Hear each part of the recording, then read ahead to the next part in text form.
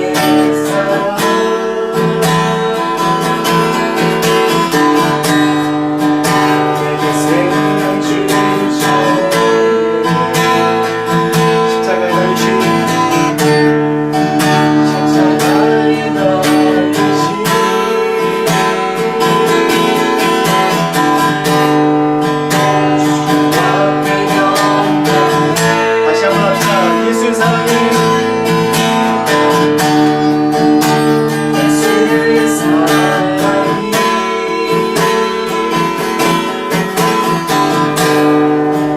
나를 계속하셔요.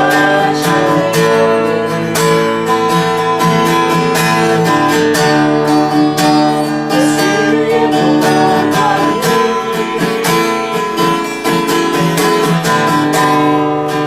나를 자유케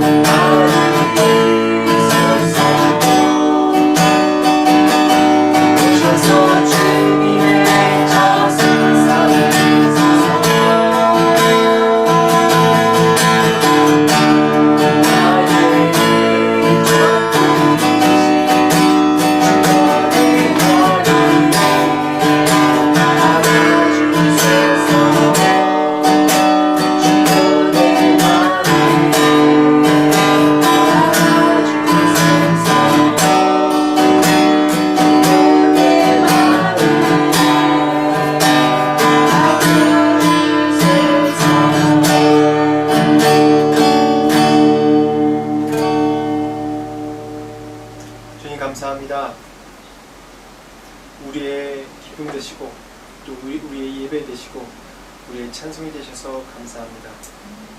또한 주님은 계신 곳이 그곳이 주님의 전이고 주님의 성전이셔서 감사합니다. 오늘도 이 교회 가운데 주님의 성회 가운데 주님의 성전 가운데 임하셔서 충만케 하시고 복된 시간이 되게 하여 주옵소서. 우리의 마음을 드립니다. 예수 그리스도 이름으로 기도합니다. 아멘. 오늘 말씀 전하겠습니다. 오늘 말씀 제목은 인간의 욕망의 끝이라는 제목으로 계속해서 로마서 말씀 보도록 하겠습니다. 오늘 말씀은 로마서 1장 18절 같이 읽겠습니다. 18절부터 로마서 1장 끝까지입니다. 근데 오늘 18절만 되게 중심되는 내용이기 때문에 이 말씀만 읽겠습니다. 같이 읽겠습니다. 시작. 하나님의 진노가 불의로 진리를 막는 사람들의 모든 경건하지 않음과 불의에 대하여 하늘로부터 나타나나니. 아멘. 우리가 지난주를 좀 복습해 보겠습니다. 지난주 내용과 같이 이어진 내용이기 때문에 지난주와 이번 주 우리가 말씀을 설명하기 위해서 지난주 내용이 필요합니다. 왜냐하면 지난주 로마서 1장 16절 17절 말씀이 복음의 정말 핵심이기 때문에 우리가 다시 한번 이 말씀을 좀 기억하는 시간을 갖겠습니다. 다시 한번 읽겠습니다. 로마서 1장 16절에 17절 시작.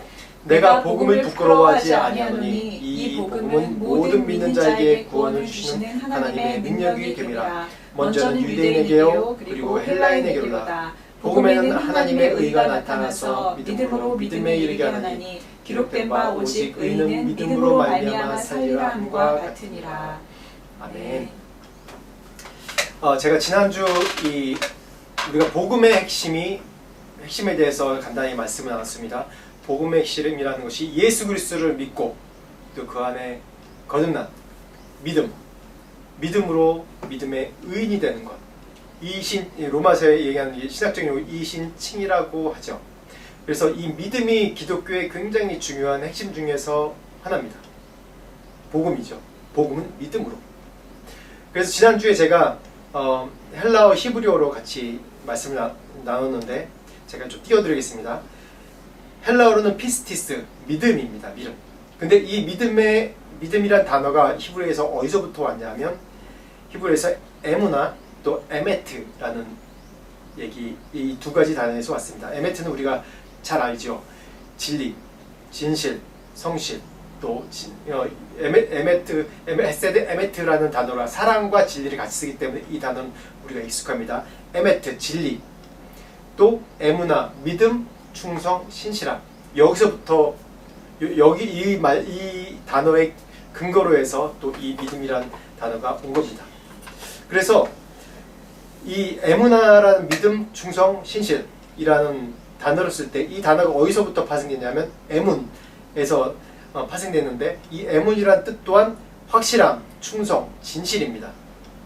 또 에메트란 단어가 이가 어디서부터 파생됐냐면 아만이란 단어부터 파생됐습니다. 히브리어에. 이 단어는 지속하다, 또 팔로 지탱하다, 믿다, 성실하다. 그래서 이 아만이란 단어가 아멘이란 단어로 됩니다. 아멘은 옳다, 진리. 그래서 예수님이 진실로 너에게 이르노니라는 얘기를 할 때 이 아멘 세 번 하는 거나 마찬가지입니다. 진실로 얘기할 때 아멘이라는 단어를 씁니다. 히브리어는. 그래서 제가 이 단어에 대해서 얘기를 했습니다. 그래서 믿음에 대해서 제가 지난주에 뭐라고 또 다시 정의했냐면 믿음이란 신실함입니다.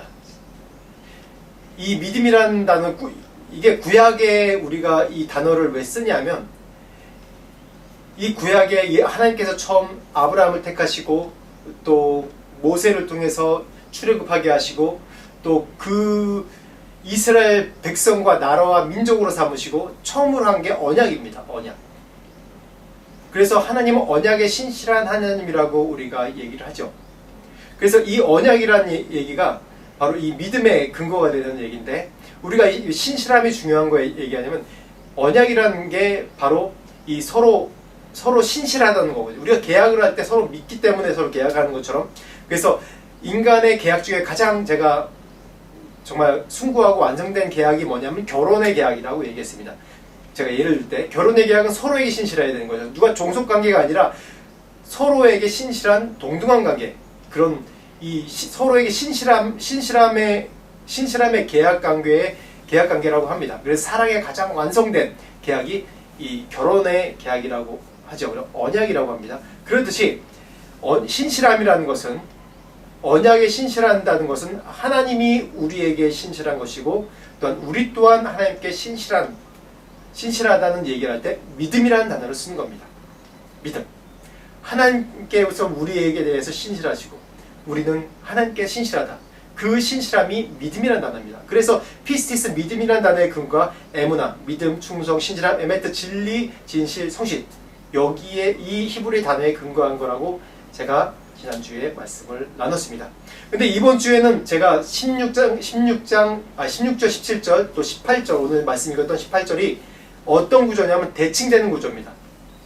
좀 어려운 신학적인 얘기인데, 바울 서신, 특히 사도 바울이 이 문장에 굉장히 뛰어난 분이에요. 그래서 이 바울 서신을 쭉 읽으면 참 그냥 읽을 때는 이해가 되는데, 이걸 연구하면 굉장히 어렵고 굉장히 많은 뜻이 이 안에 포함되어 있습니다. 왜냐하면 바울은 바리새파 중에서 굉장히 이 학식이 높은 분이기 때문에 이 말씀을 읽으면 이 단어 하나하나, 문장 하나하나에 얼마나 많은 그런 이 복음의 진리와 또 이 그러니까 유대를 알고 또 헬라도 알기 때문에 얼마나 깊은 뜻들이 들어있는지 참 놀랐습니다. 그래서 바울이 쓰는 대부분의 구조가 논리적인 구조인데 대칭 구조를 많이 씁니다. 오늘도 지난주에 했던 16절, 17절과 이번 주에 18절, 이 구조가 대칭 구조입니다. 그래서 제가 지난주에 이 말씀을 16절, 17절을 좀 요약해서 좀 믿음이란 단어 말고 신실함이란 단어로 풀어서 제가 이제 읽어드리겠습니다. 다시 한번 읽겠습니다.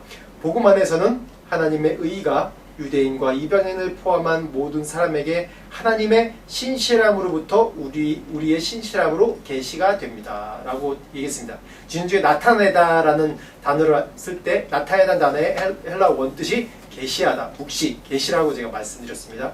그래서 이렇게 풀어줄 수 있습니다. 근데 오늘 로마서 1장 18절의 문장도 같이 또 풀어서 써보겠습니다. 죄의 지배에 대해서는 하나님의 진노가 불의로 진리를 막는 모든 사람에게 하늘로부터 그의 불경건과 불의에 대하여 계시됩니다. 굉장히 비슷하죠. 굉장히 비슷한 구조. 그냥 딱 읽을 때도 굉장히 비슷한 구조로 되어 있다라고, 대칭 구조입니다. 그래서 이걸 좀 더 풀어서 해보면 무엇, 누구, 어디로부터 무엇을 목표로 어떻게 했나라고 좀 풀어 해보면 로마서 1장 16절 17절 보면 무엇이 하나님의 의가 누구에게? 유대인과 이방 포함한 모든 사람, 온 열방 모든 사람에게 어디로부터? 하나님의 신실함으로부터. 무엇을 목표로? 우리의 신실함으로 어떻게 했나? 계시됐다고 얘기하고 있습니다. 또 로마서 1장 18절이 대칭 구조라고 했죠. 전혀 상반된 대조 구조입니다. 여기서 보면 무엇이? 하나님의 진노가 누구에게? 불의로 진리를 막는 모든 사람에게, 불의한 모든 사람에게입니다. 그리고 어디로부터? 하늘로부터, 하나님에게로부터입니다. 무엇을 목표로? 모든 경건하지 않은가? 모든 불의에 대합니다. 어떻게 했나? 계시되었다.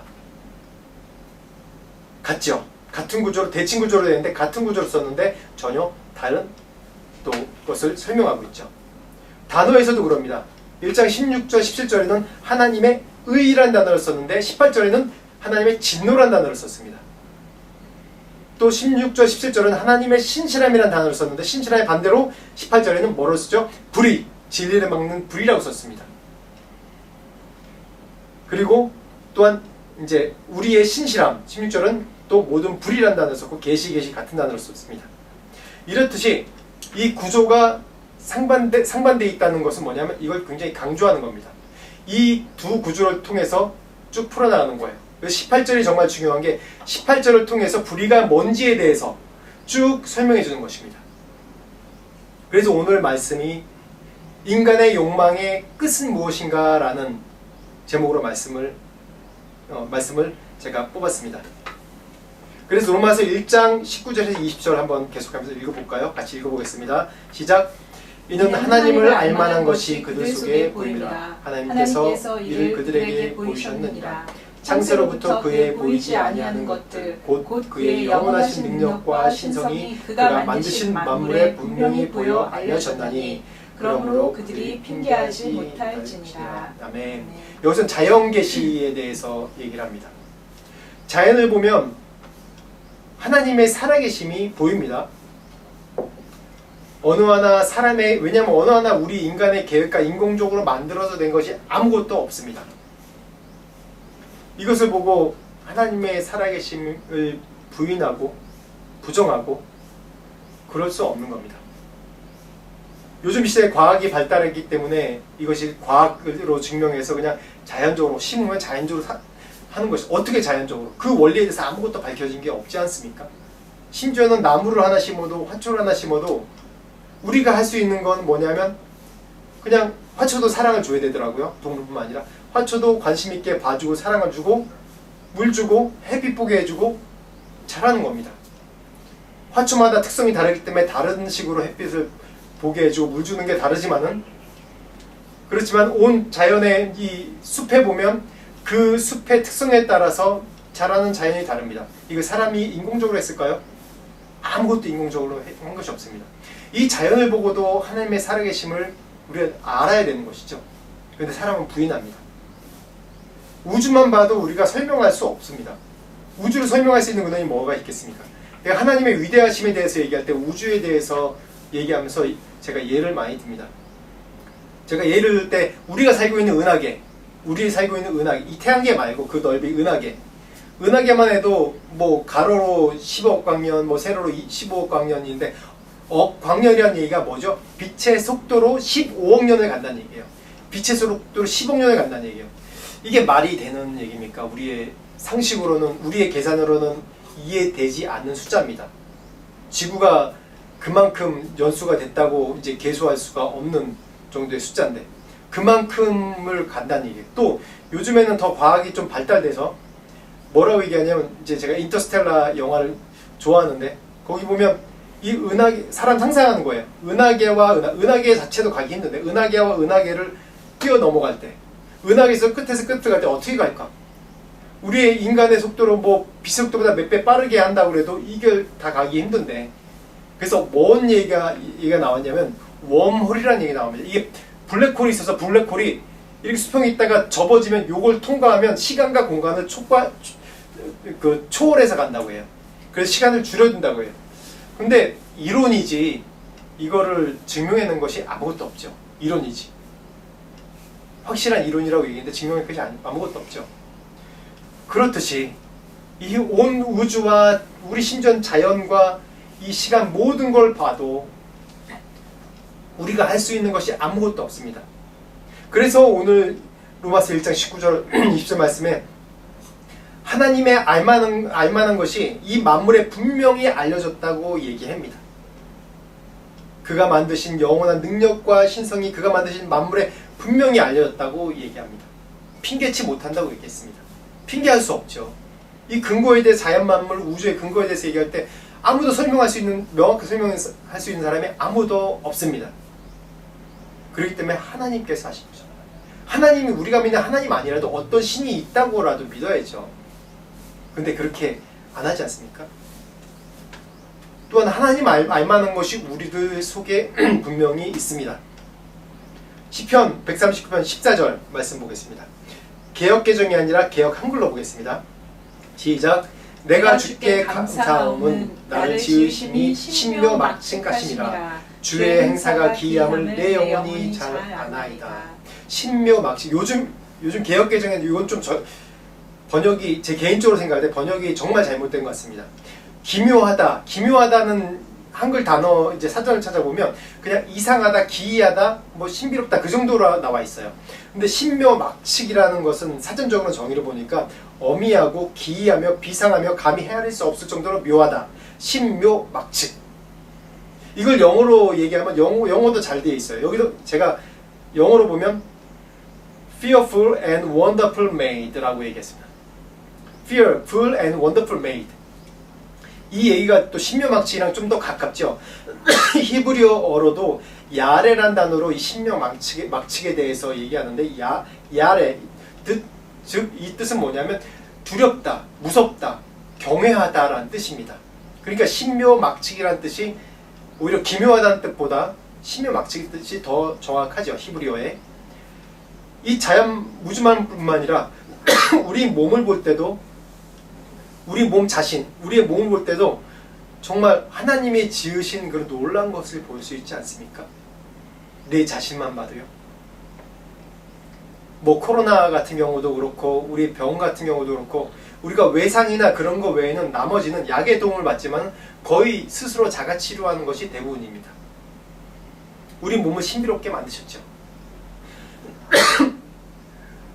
그래서 우리 몸을 연구할 때도 보면 심리적인 것들이 많이 작용해요. 우리 정신적인 것들이.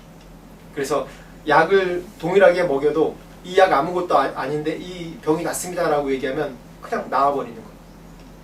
이 심리적인 요인도 굉장히 많다고 해요. 이 영적인 것이죠. 그러니까 이 우리 몸을 볼 때도, 이 자연을 볼 때도 하나님의 살아계심이 분명히 핑계치 못하게 알 수 있다고 19절, 20절에 나와 있습니다. 그리고 21절, 23절을 보고 있습니다. 시작. 하나님을 알 때 하나님을 영화롭게도 아니하며 감사하지도 아니하고 오히려 그의 생각이 허망하여지며 미련한 마음이 어두워졌나니 스스로 지혜 있다 하나 어리석게 되어 썩어지지 아니하는 하나님의 영광을 썩어질 사람과 새와 짐승과 기어다니는 동물의 모양의 우상으로 바꾸었느니라. 우리의 인간의 원형은 하나님의 형상입니다. 우리의 모습은 처음에 만들었을 때 하나님의 형상으로 만들어진 모형입니다. 그래서 원래 우리가 에덴에 있을 때 어땠죠? 하나님과 자유롭게 대화하며 하나님의 임재가 바로 우리의 생활이고 예배가 우리의 생활이고 하나님의 거룩이 늘 우리 가운데 임재해 있는 것이 우리의 모습이었습니다. 정체성이었습니다. 그래서 늘 소통하고 교통했죠. 그런데 죄로 인해서 이런 모든 것이 깨져버렸습니다. 제가 생각해보니까 이 우리의 원형에 대해서 얘기할 때 제가 유심카드, 심카드로 제가 생각을 했습니다. 예를 들어서 유심카드, 심카드가 있어야지 그냥 이 폰만 있으면 아무 소용없지 않습니까? 근데 거기에 심카드가 있으면 어떠죠? 그 통신사를 통해서 전화를 자유롭게 할 수 있어요. 아무랑도 통화를 할 수 있어요. 이 심카드 없으면 안 됩니다. 그런데 제가 이제 폰이 초기에 나왔을 때, 스마트폰이 초기에 나왔을 때 제가 아이폰을 계속 사용했었습니다. 아이폰을 사용한 이유가 제가 인도에 살 때 그때 당시 뭐 DTS나 다른 나라 강의들을 좀 가끔 가는 그런 일들이 많아서 또 한국도 몇 년에 한 번씩 갔다 오고 그 주변 나라 제가 이동이 잦은 거예요. 여기 와서도 그렇고. 그런데 그 전에 지금은 뭐 좀 모르겠는데 그 전에는 이 심카드를 그 나라 옮기면 그 심카드를 사서 꽂으면 다른 폰, 아이폰 말고 다른 폰은 뭔가 조작을 해야 돼요. 무슨 통신사나 뭔가 조작을 해야 돼서 제가 그걸 못 해가지고 제가 폰 조작이나 그런 걸 못 해가지고 그냥 아이폰 썼습니다. 아이폰은 그냥 심카드만 꽂으면 그냥 어느 나라 가서 심카드 그 나라 심카드 쓰면 그냥 통화가 되는 거예요. 그래야지 뭐 싸게 통화할 수 있으니까. 그래서 제가 아이폰을 쓰는데 다른 나라 가면 이제 다른 폰은 뭐 락이 걸려 있어요. 그 나라마다. 그래서 락을 푸는 그런 일들을 따로 해야 되고, 그래서 그 나라 들어가면 그 통신사에서 또 락을 풀어주는, 아는 사람은 풀어주는데 초기에는 몰라서 그 못 푸는 사람들이 많았어요. 그래서 제가 일부러 아이폰을 초반부터 계속 지금까지 쓰고 있습니다. 그래서 우리 인간은 하나님을 인지할 수 있는 자연스러운 계시가 있어요. 우리 안에. 근데 죄 때문에 그 인간의 마음이 부패했기 때문에 하나님과 소통을 못하는 것이죠. 모든 사람에게 욕망과 죄로 덮여있게 하나님의 인지를 못하는 거예요. 그래서 우리 안에 그런 자연스러운 유심칩이 있는데, 하나님의 원형인 유심칩이 우리가 있는데 그거를 그냥 빼버린 거예요. 빼버리고 그냥 잃어버린 거예요. 그 헤매다 보니까 하나님과 소통을 못하는 겁니다. 죄 때문에. 그래서 22절에 그래서 인간은 스스로 지혜 있다 하나 어떻게 됐다고 그랬죠? 어리석게 됐다고. 또 생각이 허망해졌다고. 어리석게 됐다고 얘기하고 있습니다. 우리가 인간이 과학으로나 철학으로나 스스로 증명하려고 계속해요. 과학, 철학. 그런데 과학, 철학으로 다 증명할 수 있습니까? 과학이 완벽하다 생각합니다. 철학이 완벽하다 생각합니다. 여전히 철학은, 저도 철학책을 좀 봤는데, 철학은 뭐냐면 그냥 완성되지 않은 정의인 거예요. 다 논이고. 사람마다 생각이 다르기 때문에 완성되지 않았어요. 계속해서 생각을 발전시켜서 그거를 철학적으로 더 만드는 거예요. 계속 시대마다 달라지고. 과학은 어떻습니까? 완전합니까? 아니죠.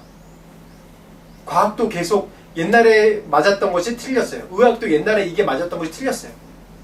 틀려요. 다 계속해서 이걸 과학의 발전이라고 얘기하고 철학의 발전이라고 얘기하지만은, 이 발전이라는 단어는 우리가 좋게 얘기 쓰는 거지, 정확하게 얘기하면 과학과 철학, 이 모든 것이 불완전하다는 것이에요.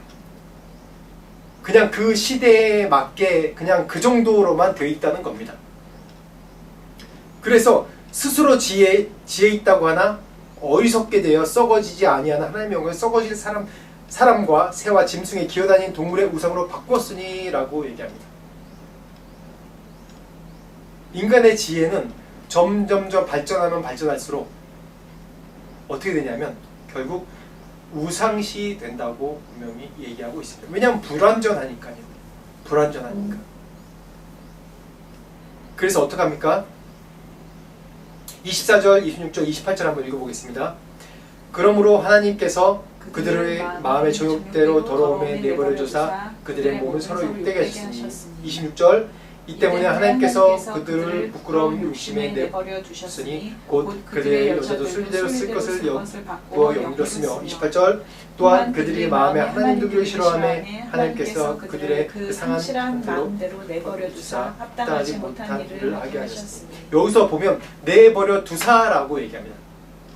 한 번도 아니라 3번이나 내버려 두사. 여기 내버려 두사는 포기하다, 그냥 넘겨주다, 그런 뜻입니다. 우리가 인간이 스스로 마음이 어두워졌고 하나님께 영광 돌리지도 않고 감사하지도 않고, 왜냐하면 하나님 소통이 끊어졌으니까. 우리가 가진 이 하나님과 소통하는 유심칩을 잃어버렸으니까 소통이 안 되는 거예요. 그래서 아무리 스마트폰 조작해도 안 돼요, 통화가. 그래서 감사하지도 않고 영광도 안 돌리고 스스로 생각이 허망해지고 어두워지고, 그래서 스스로 그냥 서바이벌로 살아야 되니까, 생존으로 철학이 이렇다, 과학이 이렇다, 경제가 이렇다, 이렇게 하지만은 점점 어리석게 돼서 어떻게 썩어져 가요. 경제도 그렇지 않습니까? 100년 전에는 공산주의가 완벽하다, 모든 사람이 나눠 쓴다, 그래서 공산주의로 간 사람들이 많아요. 그때는 뭐가 선인지 몰랐어요. 근데 결국 어떻습니까? 공산주의 결과 보이지 않습니까? 다. 사람은 오히려 억압하고. 민주주의, 자본주의 완벽합니까? 아니지 않습니까? 결국 빈부의 차이 때문에 결국 많은 사람들이 어려움을 당하고 있지 않습니까? 사람들이 지혜롭다가 하고 내가 맞다고 하지만, 스스로 지혜롭다고 하지만 다 썩어져 갑니다. 다 썩어져 가고. 그래서 하나님께서 어떻게 하시냐면 내버려 두는 거예요. 그냥 내버려 두. 더 이상 너희들 스스로 지혜롭다고 하니까 어떡합니까? 그냥 내버려 뒀다고 합니다. 근데 버려지고 포기되는 것보다 하나님 앞에 붙들려 있는 게 훨씬 낫습니다. 제 동생이 이제 군인인데, 제 동생이 군인, 소령이고 배제가 이제 올 10월이면 이제 중령 갑니다. 근데 군대에서 이제 군대 생활이 힘들어서 이제 영화에도 나오고 가끔 나오지만 탈영하는 사람들이 있어요. 탈영병들이 있어요. 근데 이 탈영병들을 보면 그냥 탈영해서 있는 것보다 제일 좋은 게, 탈영은 했지만 빨리 잡히는 게 좋아요. 보면 이제 이 헌병대에 알리기 전에, 제일 좋은 건 헌병대에 알리기 전에, 그 전에 이제 붙들어 오는 게 좋고, 그 다음에는 헌병대에 게 잡히는 게 좋고, 그 사단 헌병대도 안 되면 그 윗선으로 올라가면 전국으로 그냥 수배령이 떨어지는 거예요. 그러면 범법자가 되는 겁니다. 그래서 빨리 잡히는 게 좋아요, 탈영할수록. 근데 저희 때는, 제가 군대에 있을 때는 이제 그 휴가 갔다 돌아올 때 휴가 가서 타령을 많이 하는데 휴가 갔다 돌아올 때 이게 1분 1초라도 지면 뭐 영창 가거나 아니면 군기교육대 갈까봐 미리 한 몇 시간 전에 와 있어서 그 시간 맞춰 들어가려고 일찍 들어가면 좀 힘드니까 그 앞에 뭐 가게가 있으면 가게 앞에서 이렇게 있다가 시간 맞춰 들어가요. 근데 요즘에는 뭐 이동도 자유롭고 좀 더 나아졌으니까 좀 시간을 오버하는 그런 군인들이 젊은 그런 군인들이 많다고 그러더라고요.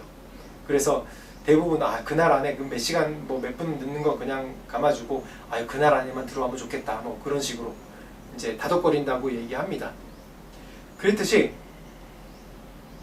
우리가 붙잡혀 있는 게 정말 좋습니다.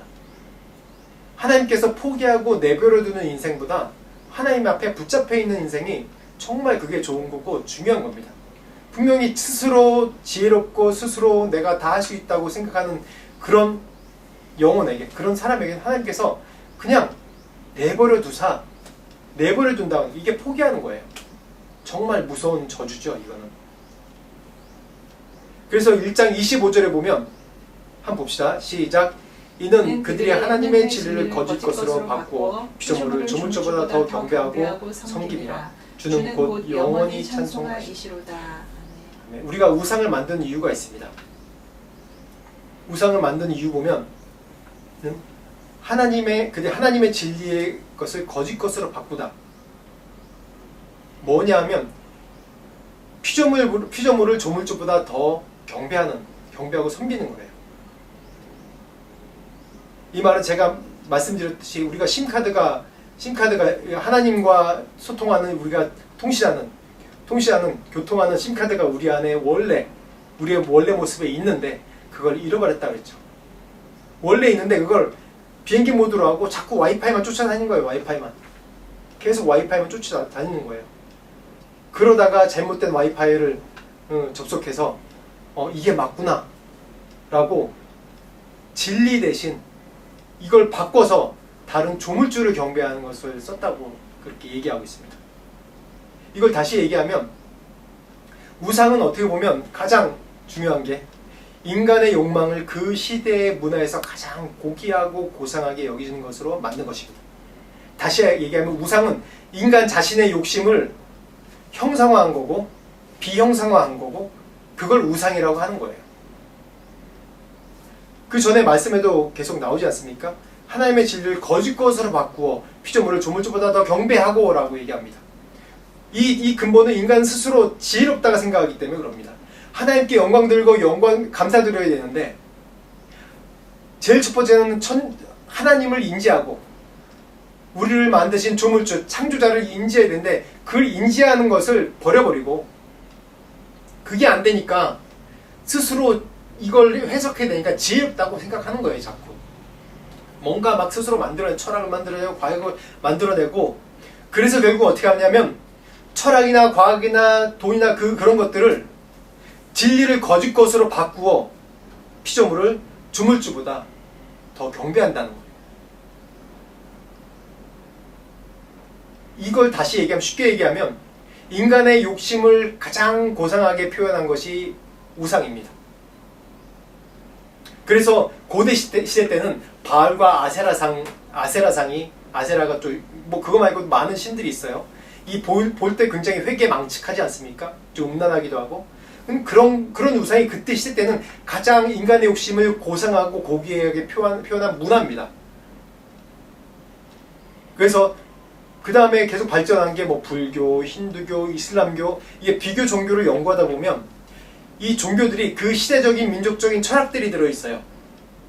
그래서 굉장히 보기에 합리적이고 철학적이고 그런 매력들을 발산합니다. 그러나 결국은 그게 뭐냐면 그 인간의 죄악, 인간의 한계, 인간의 죄악을 굉장히 고상하게 표현한 그런 욕망밖에 안 되는 겁니다. 쉽게 얘기해서. 결국 사람들이 우상을 섬기는 것은 우상을 섬기는 것이 아니에요. 그 우상을 다시 얘기하면 내 마음대로 조종하겠다는 겁니다. 다시 얘기하면 내가 이것에, 이 삶의 주인이 되겠다는 거예요. 그런 표현 방식이에요. 절대 인간은 이 중간지대가 없습니다. 중간지대가 없어요. 하나님 섬기는 것이 아니면 그냥 우상 섬기는 겁니다. 모든 것이. 하나님을 인정하고 하나님 섬기는 것이 아니면은 그냥 우상 섬기는 거예요, 우리가 다. 그래서 제가 계속 오늘 말씀 나눌 때 나중에 인본주의에 대해서 얘기하는데, 인본주의도 그 우상 중에 하나입니다. 박애주의, 인본주의가 우상 중에 하나입니다.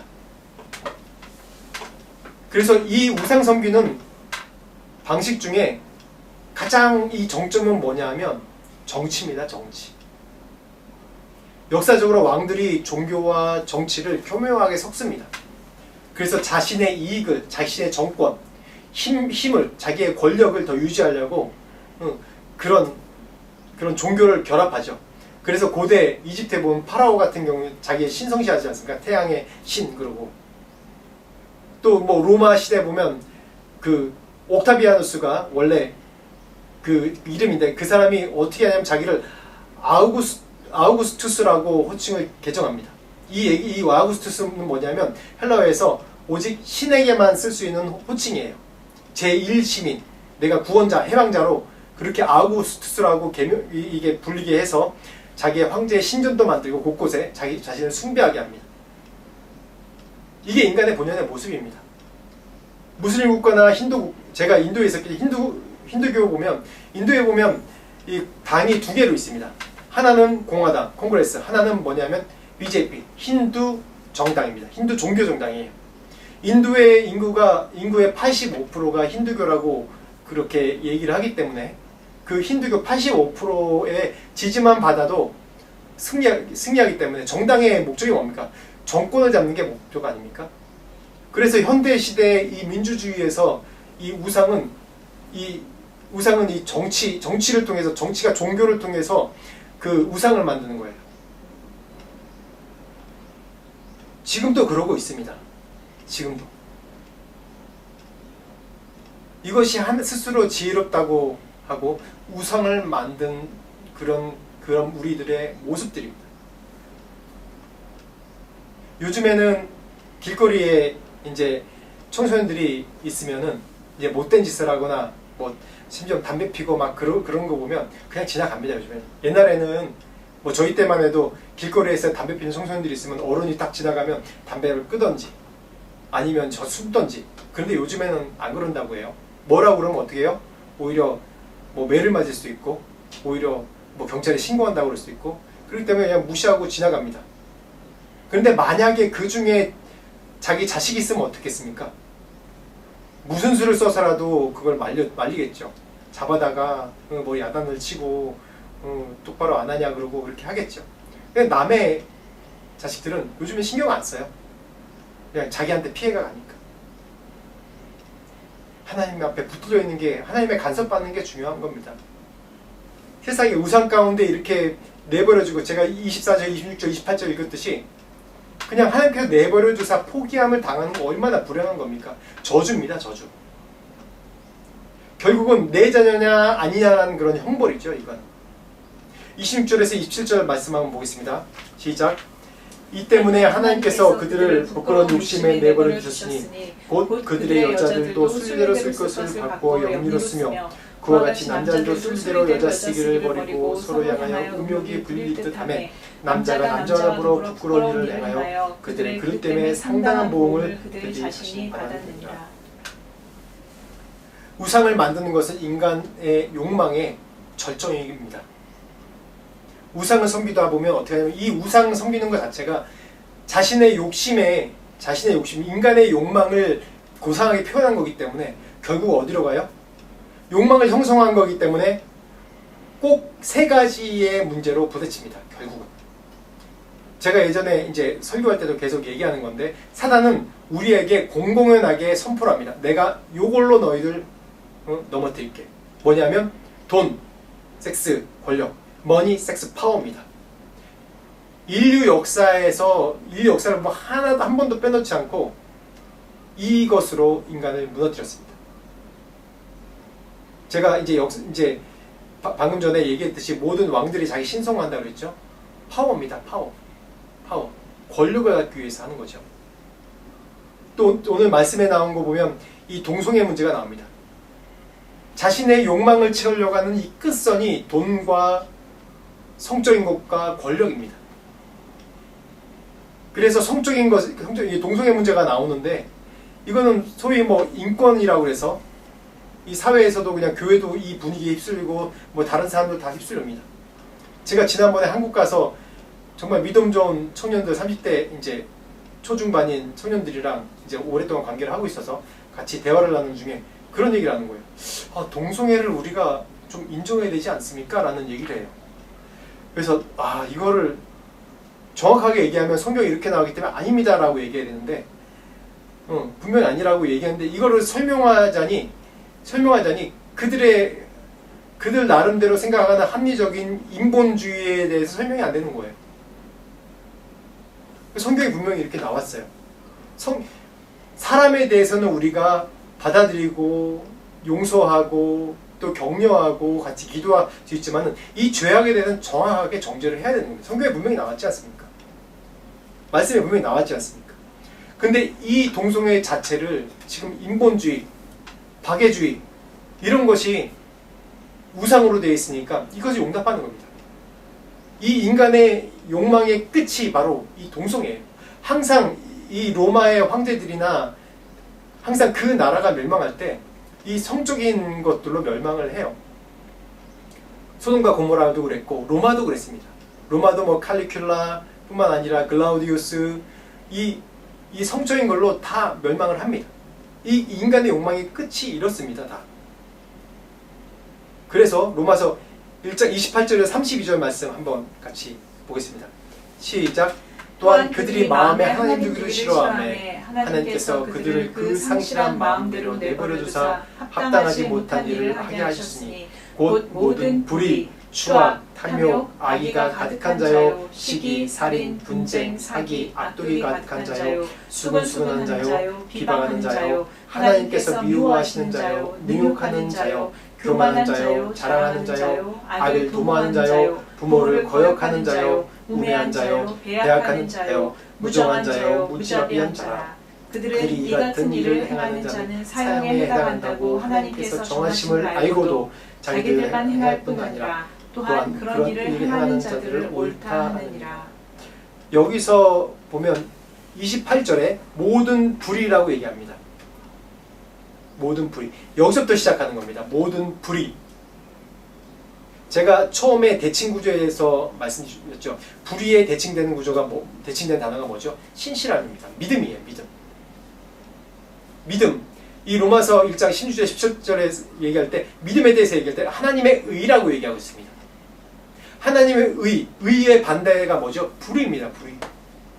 결국 믿음의 반대는 불의입니다. 불신불의.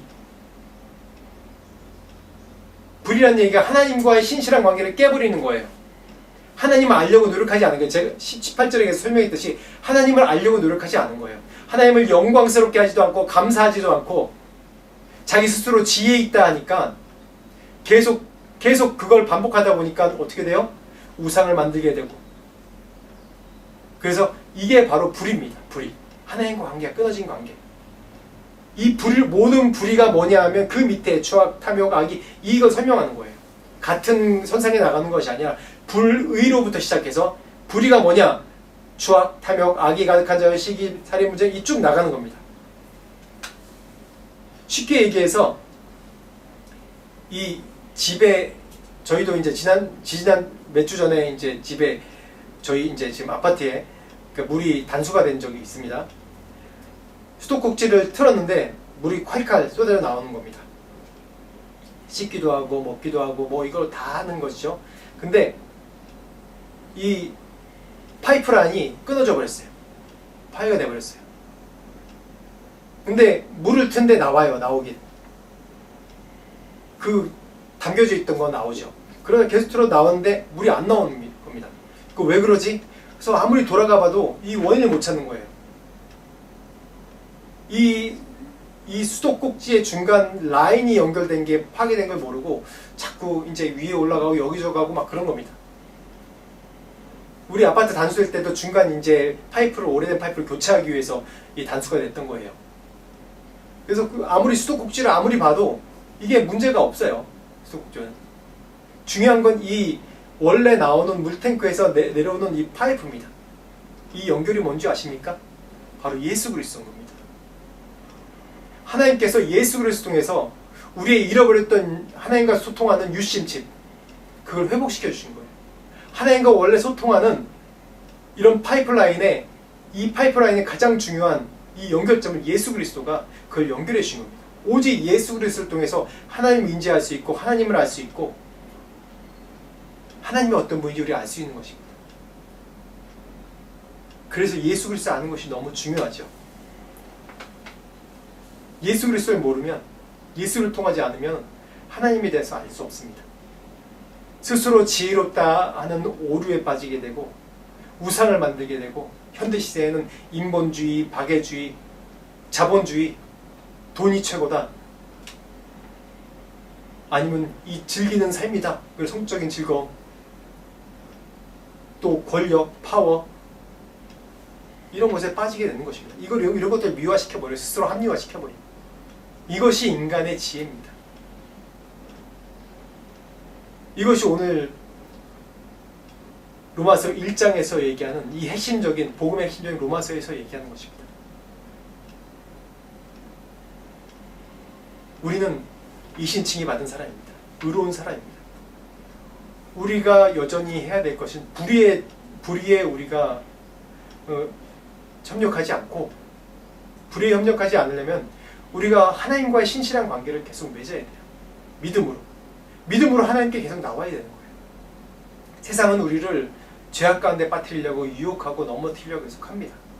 세상에는 지금 우상들이 만연합니다. 보이는 우상이 아니라 보이지 않는 우상이 우리를 넘어뜨리려고 합니다. 돈도 그렇고요, 또 합리적인 생각도 그렇고요, 과학도 그렇고, 철학도 그렇고, 경제적인 것, 또 인본주의, 박애주의, 이런 것들이 우리를 무너뜨리려고 합니다. 스스로 지혜롭다고 생각하게 만들게 해요. 정말 중요한 것은 하나님과 연결되어 있어야 됩니다. 어떻게 연결되어 있어요? 예수 그리스도를 통해서. 오직 예수 그리스도를 통해서 우리가 정결케 되며 우리가 의롭다 여김 받고 우리가 하나님을 인지할 수 있고 하나님과 소통할 수 있는 것입니다. 이것이 바로 믿음입니다. 예수 그리스도를 믿는 믿음이 바로 믿음이고, 하나님과의 신실한 언약을 회복하는 것입니다. 그래서 오늘 말씀 가운데 이제는 불의에 조인하지 않고, 불의에 협력하지 않고, 우리가 어떤 것이 불의인지 명확하게 알아서 우리가 신실한, 하나님께 신실하게, 나의 믿음을 신실하게 하나님께 드리는 그런 우리 모두가 되기를 축원합니다. 같이 기도하겠습니다. 하나님 감사합니다. 우리에게 오늘 로마서 18절 말씀 이하로 무엇이 불의인지, 무엇이 죄악인지, 그 원인이 무엇인지 우리에게 말씀해 주셔서 감사합니다. 하나님, 이제는 우리가 불의에 협력하는 자가 되지 아니하고 모든 불의 우리가 끊어버리고 오직 모든 신실함으로 하나님께 드리는 우리 삶이 될 수 있도록 도와주시옵소서. 오직 예수 그리스도 통해서 우리가 하나님을 만날 수 있고 소통할 수 있고 영광을 돌리며 감사할 수 있다는 것을 깨달아 오직 예수를 통해서 우리를 정결케 되며 거룩한 보좌 가운데 나갈 수 있도록 은혜 주시옵소서.